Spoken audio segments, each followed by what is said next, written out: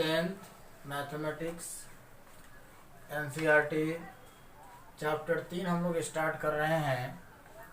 Chapter 3 दो चर वाले रैखिक समीकरण युग में, pair of linear equation into variables. दो चर में रैखिक समीकरण युग में, यानी रैखिक समीकरण युग में आप 9th क्लास में भी पढ़े थे, लेकिन दो चर वाले रैखिक समीकरण बस इतना तक पढ़े थे, एक इक्वेशन पढ़े थे। लेकिन इसमें आपको डबल इक्वेशन पढ़ना है, और ये हम लोग 10th क्लास के क्लास ले रहे हैं, तो इसमें हमको डबल इक्वेशन के बारे में चर्चा करना है। तो देखिए आपको कैसे होगा और क्या प्रोसेस होगा, किस तरह से इनको समझा जाए। अगर आज का क्लास अगर आप पूरा अच्छा से समझ लेते हैं तो मैं उम्मीद करता हूं कि आपसे 2 से 3 ऑब्जेक्टिव 10th एग्जामिनेशन में आप लोगों से बन जाएगा। किसी भी बोर्ड के एग्जामिनेशन में 3 क्वेश्चन आप लोगों से ऑब्जेक्टिव टाइप क्वेश्चन आराम से बन जाएगा। तो यहाँ ध्यान दीजिए, जो भी ऑब्जेक्टिव क्वेश्चन आता है जो अभी बताएंगे, बेसिक इसका जो चैप्टर का बेस है उसी बेस पर आता है। तो यहाँ देखिए आप पढ़े हुईएगा 9th क्लास में ax plus b y plus c बराबर 0, ये दो चर वाला रैखिक समीकरण होता था। 9th क्लास में भी हम लोग पढ़े हैं, लेकिन यहाँ कुछ नहीं है उससे एक्स्ट्रा। यहाँ पर इस तरह का 2 समीकरण है। कितना समीकरण है? 2 समीकरण है। उसी तरह का सेम 2 समीकरण है। तो कहने का मतलब है कि एक समीकरण है ax plus b y plus c बराबर 0, ax plus b y plus c बराबर 0। एक ही टाइप का समीकरण है, सेम है, लेकिन 2 है। तो दोनों में से हमेशा हमको पहचान होना चाहिए कि कौन पहला इक्वेशन है, कौन दूसरा इक्वेशन है। इसके लिए आप इसको मान लीजिए a1x plus b1y plus c1, ये फर्स्ट इक्वेशन हो गया। इसको ऐसे भी हम फर्स्ट इक्वेशन इस तरह से घेर कर इक्वेशन 1 हम कर सकते हैं। उसके बाद दूसरा को पहचानने के लिए a2x plus b2y plus c2 बराबर 0, ये इक्वेशन 2 हो गया। 2 इक्वेशन पढ़ना है दो चर वाले रैखिक समीकरण में, a1x plus b1y plus c1 बराबर 0, a2x plus b2y plus c2 बराबर 0, ये 2 इक्वेशन है। इन दोनों के बीच हमको 3 संबंध पढ़ना है। पहला 3 रिलेशन आप अच्छा से जानिएगा तो आप इनको सोल्व आसानी से कर सकते हैं। सबसे पहले x का गुणांक a1, यहाँ x का गुणांक a2, a1 बाई a2 बराबर b1 बाई b2 बराबर c1 बाई c2। ये 3 है। जैसे x का गुणांक दोनों समीकरण का a1 बाई b2, y का गुणांक b1 बाई b2 और लास्ट अंक c1 बाई c2, यदि तीनों बराबर हो, a1 बाई a2 बराबर b1 बाई b2 बराबर c1 बाई c2, तीनों बराबर हो तो इनका अपरिमित रूप से अनेक हल होते हैं। अपरिमित रूप से अनेक हल होगा। इस टाइप का समीकरण चेक करना है कि अगर कितना हल है, तो a1 by a2 b1 by b2 c1 by c2 देखेंगे। अगर बराबर हो जाएगा तो अपरिमित रूप से अनेक हल होगा, या ऐसे सीधे आप लिख सकते हैं अनंत हल। अनंत हल होगा इस समीकरण का। पहला बात, हल के दृष्टिकोण से इसका अनंत अपरिमित रूप से अनंत हल होगा। दूसरी बात क्या होता है इसमें खास बात कि इसका ग्राफ क्या होगा, इसका ग्राफ किस प्रकार का होगा। तो ग्राफ इसका जो होगा, ग्राफ वह संपाती रेखा होगा। ग्राफ क्या होगा? संपाती रेखा होगा। मतलब एक ये रेखा है और इसी रेखा पर एक और रेखा, संपाती रेखा। एक ही रेखा पर क्या हो, दूसरा रेखा हो, तो वह रेखा क्या हो जाएगा, वह ग्राफ क्या हो जाएगा, संपाती रेखा हो जाएगा इसका ग्राफ। तीसरा नंबर, यह एक लाइन दूसरे लाइन को कट करता है तो ये संगत भी हो जाएगा, ये संगत भी हो जाएगा और आश्रित भी हो जाएगा। संगत मतलब आश्रित, आश्रित, ये आश्रित भी हो जाएगा, यानी आश्रित समीकरण भी इसको हम कहते हैं। आश्रित ऐसे लिखाएगा, आश्रित समीकरण भी इनको हम कहते हैं। जैसे आप जानते होइएगा कि देहाती वो कहावत है कि तुम डाढ़े डाढ़े चलिए तो हम पत्ते पत्ते चलो, वही बात है। संगत का मतलब है कि एक लाइन जो खींचेंगे, जैसे फिर से यहाँ देखिए, एक लाइन जो खींचेंगे दूसरा लाइन भी इसी के ऊपर से होगा, एक दूसरे को ढकेगा। ये पहला जहां जहां जाएगा उसी रास्ते पर दूसरा जाएगा, संपाती, जो एक दूसरे को पूर्ण रूप से ढक सके। तो देखिए, उसके बाद दूसरा है, दूसरा संबंध है, ये तो पहला संबंध हुआ पहला। उसके बाद दूसरा है कि A1 बटा A2 बराबर B1 बटा B2, लेकिन C1 बटा C2 बराबर नहीं। वो जरूरी थोड़ी है कि दोनों के x का गुणांक का बटा करेंगे और फिर दोनों के y के गुणांक का बटा करेंगे और दोनों के कांस्टेंट टर्म को बटा करेंगे तो तीनों बराबर ही आएगा। बराबर भी आ सकता है, बराबर नहीं भी आ सकता है। दोनों बराबर हो, तीसरा बराबर नहीं हो, तब क्या होता है, इसके लिए भी तीन बात आपको ध्यान में रखना होगा। सबसे पहले इस समीकरण का कोई हल नहीं होगा, कोई हल नहीं होगा, इस समीकरण का कोई हल नहीं होगा। मैंने इसको ऐसे भी कह सकते हैं, शून्य हल, शून्य हल वाले समीकरण जब इस तरह का कंडीशन है। इसमें दूसरी बात क्या होती है, ग्राफ, ग्राफ है ना, इसका ज्यामितीय निरूपण जिसको कह सकते हैं, ग्राफ को हम क्या कह सकते हैं, या मितीय निरूपण, ध्यान दीजिए।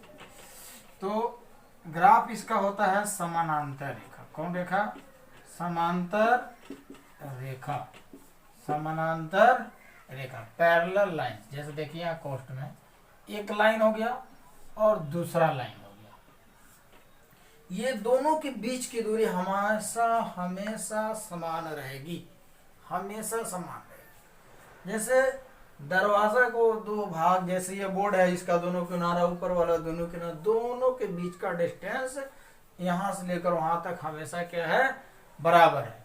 तो यदि दो रेखाओं के बीच की दूरी सदा समान हो तो वह दोनों रेखाएं एक दूसरे के समानांतर कहलाती है।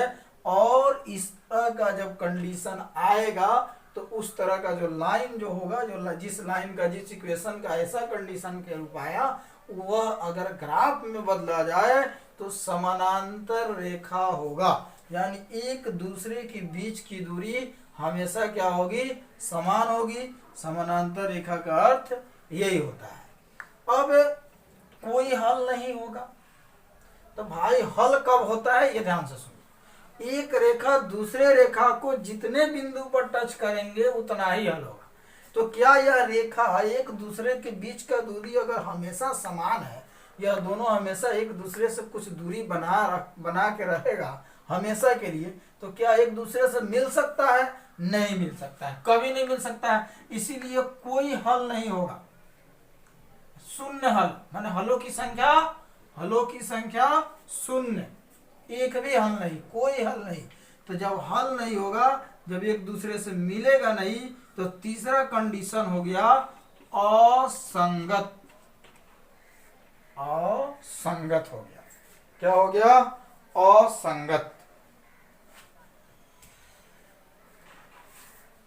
असंगत हो गया। उसके बाद आश्रित हो गया। ये संगत को हम आश्रित कहते हैं, तो असंगत को भी हम कुछ कह सकते हैं। उसी तरह से विरोधी कह दीजिए, एक दूसरे का विरोध करेगा। विरोधी, जैसे तुम डाढ़े डाढ़े तो मैं पत्ते पत्ते, विरोधी है, एक दूसरे को विरोध कर रहा है, एक दूसरे को झुकने नहीं दे रहा है।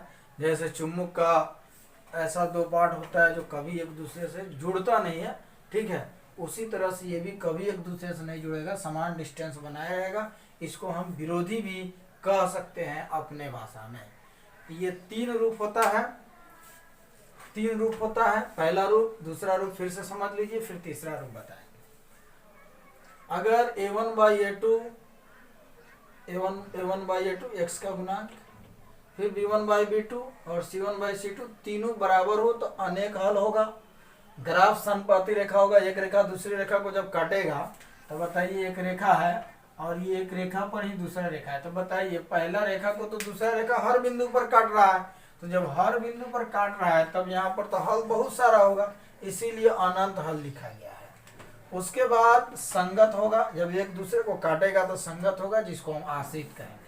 अब प्रश्न ये उठता है कि कोई जरूरी नहीं है कि a1 by a2, b1 by b2, c1 by c2 बराबर ही हो। कहीं अगर a1 बाई a2 बराबर हो जाए, b1 बाई b2 बराबर हो जाए, लेकिन c1 बाई c2 बराबर ना हो तो कोई हल नहीं होगा। अगर a1 by a2, b1 by b2 बराबर हो लेकिन c1 बाई c2 बराबर ना हो तो कोई हल नहीं होगा, शून्य हल होगा। यानी हलों की संख्या क्या होगी, ऐसे भी लिख सकते हैं, हलों की संख्या क्या होगा भाई, शून्य होगा। यहाँ हलों की संख्या क्या होगी, अनगिनत होगी, जिसकी गिनती नहीं हो सकती, बहुत सारा होगा। और ग्राफ क्या हो गया, समानांतर रेखा। समानांतर रेखा का मतलब एक दूसरे के बीच की दूरी हमेशा क्या हो, समान हो। उसके बाद जब एक लाइन दूसरे लाइन को नहीं काटेगा तो संगत नहीं होगा, असंगत हो जाएगा। असंगत ग्राफ विरोधी है, इसलिए ये दो कंडीशन था। तीन ही कंडीशन होता है कुल टोटल, और तीनों में तीन तीन बात कंपलसरी होता है। जैसे कोई हल नहीं होगा, हलों की संख्या शून्य, अपरिमित रूप से अनेक हल, अनंत, ये हल के विचार से है। और दोनों का दूसरा जो है, जैसे ग्राफ समपाती रेखा, ग्राफ समानांतर रेखा, दोनों का दूसरा ग्राफ के विचार से है, ठीक है। और ये तीसरा जो है, यह लाइन किस तरह से, लाइन के विचार से, मैंने ग्राफ जो आ रहा है और जो हल हो रहा है, दोनों के विचार से जो मेन निष्कर्ष निकल रहा है वो आपका तीसरा हो जा रहा है। तो चलिए हम पढ़ते हैं नेक्स्ट कंडीशन। दो हो गया।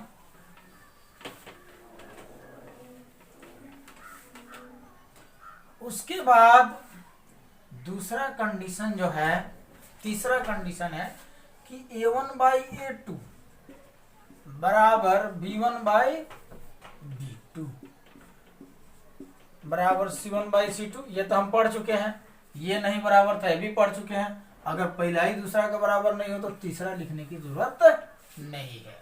मैंने अब इस कंडीशन को पढ़ेंगे, a1 by a2 does not equal to b1 by b2, a1 by a2 b1 by b2 के बराबर नहीं हो, तो इसके लिए भी आपका तीन कंडीशन होगा। सबसे पहले इस समीकरण युग्म का a1 by a2 b1 by b2 के बराबर नहीं हो तो इसका एक, ऐसे लिखिएगा, केवल एक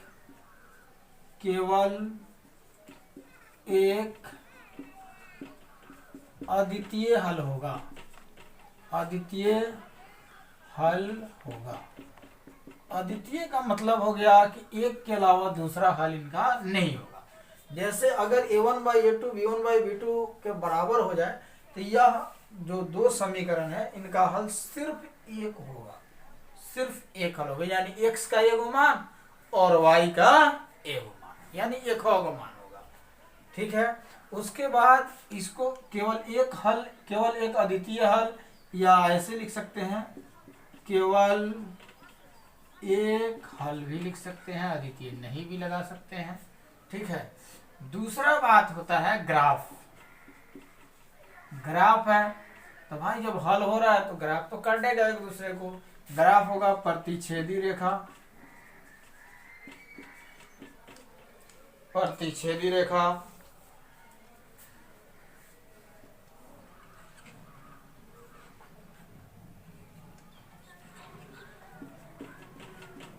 प्रतिच्छेदी रेखा इसका ग्राफ होगा।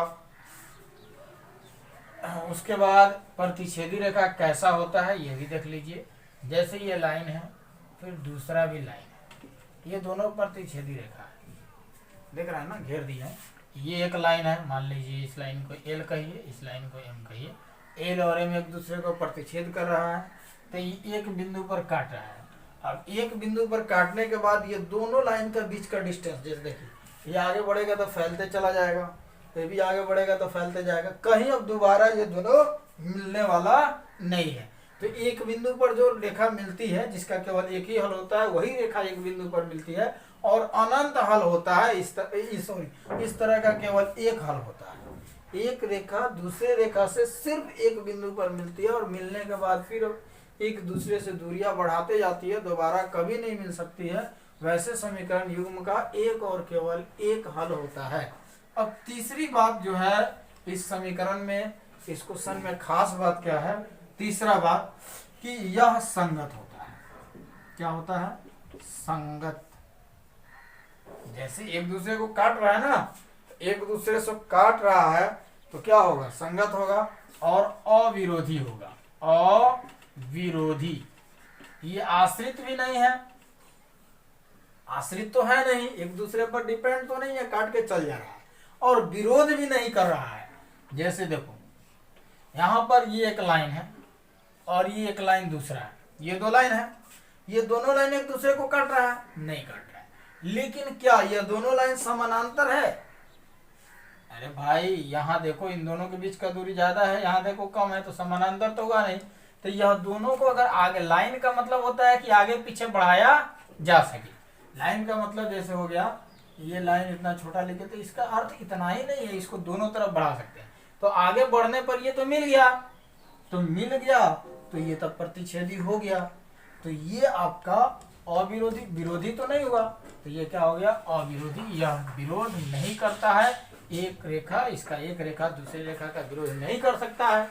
एक रेखा दूसरे रेखा से किसी न किसी एक बिंदु पर मिलता है, इसीलिए इन बातों को हम अविरोधी कहेंगे।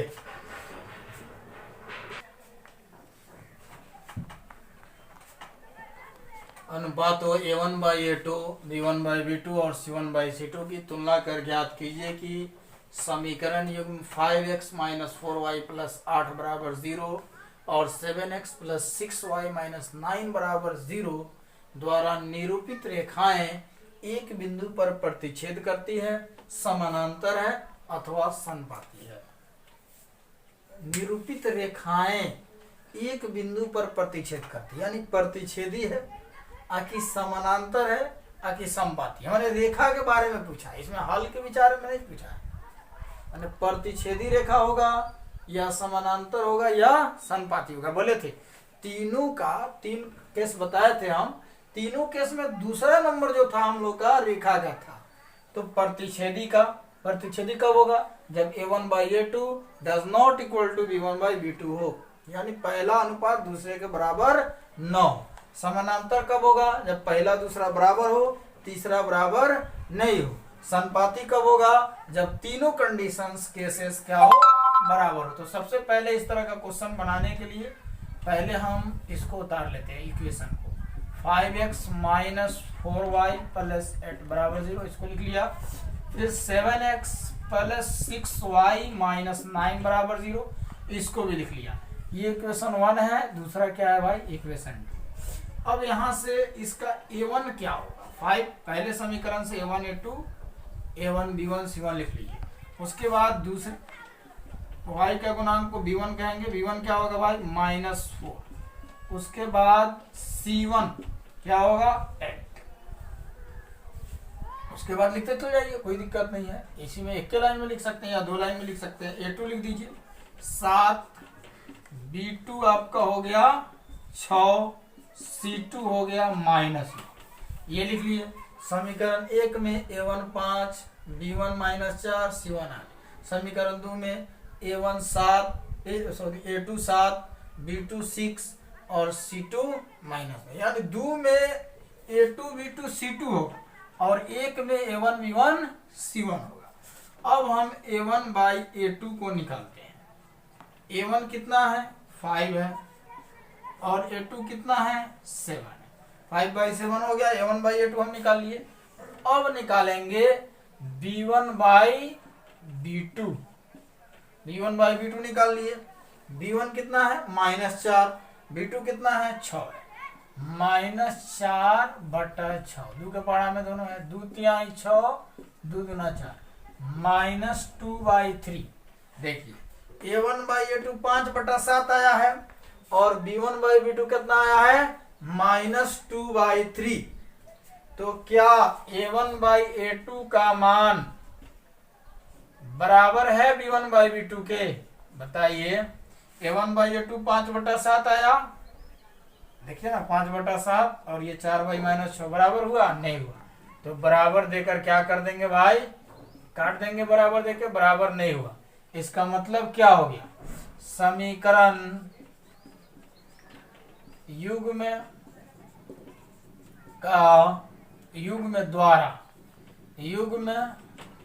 द्वारा निरूपित रेखाएं क्या होगी? प्रतिच्छेदी होगी। प्रतिच्छेदी अभी बताए हैं कि प्रतिच्छेदी होगी या प्रतिच्छेदी है।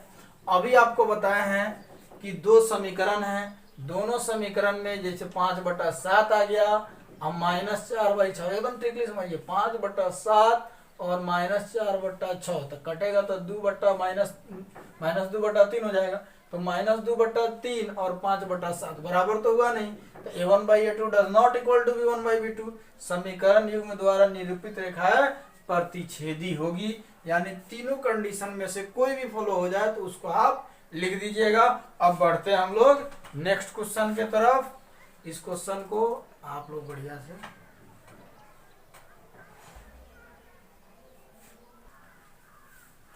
अनुपातों A1/A2, B1/B2 और C1/C2 की तुलना कर ज्ञात कीजिए कि समीकरण युग्म 2x - 3y + 8 = 8, 2x - 3y = 8 और 4x - 6y = 9 संगत है या असंगत।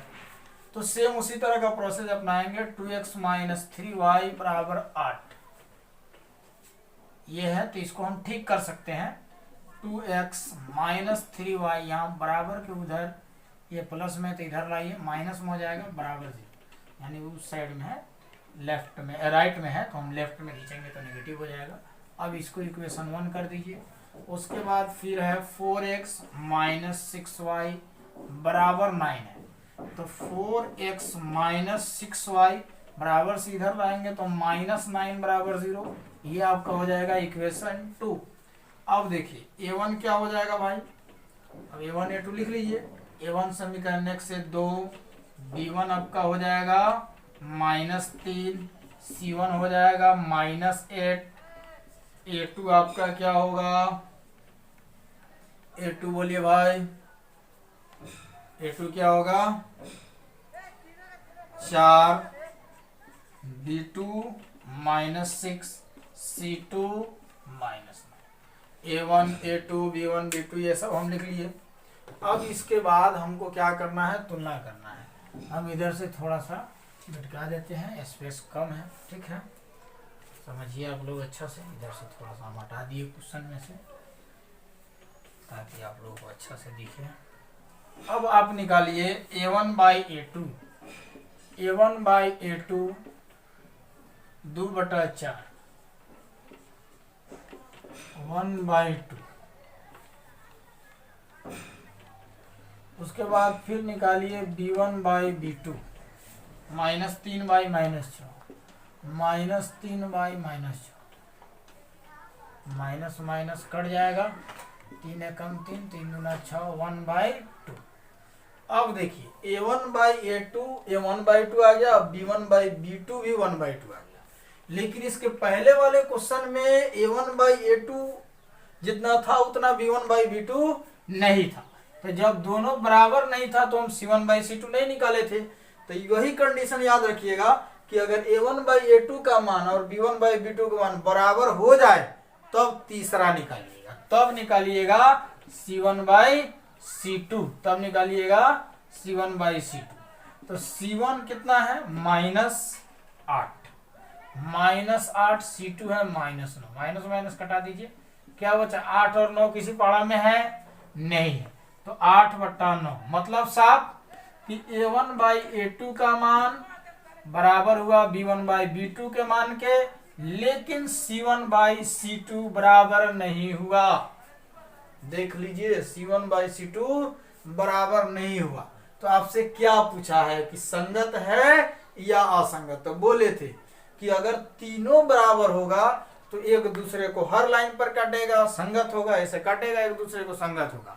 अगर पहला दूसरा बराबर नहीं होगा तो ऐसे काटेगा, संगत होगा। लेकिन पहला दूसरा बराबर है, तीसरा बराबर नहीं है, तो लाइन आपका ऐसे होगा, समानांतर होगा। मतलब समानांतर होगा तो नहीं काटेगा, नहीं काटेगा तो संगत नहीं होगा। जब संगत नहीं होगा तो क्या होगा, असंगत होगा। क्या होगा, असंगत। अब हम लोग बढ़ते हैं आगे की तरफ।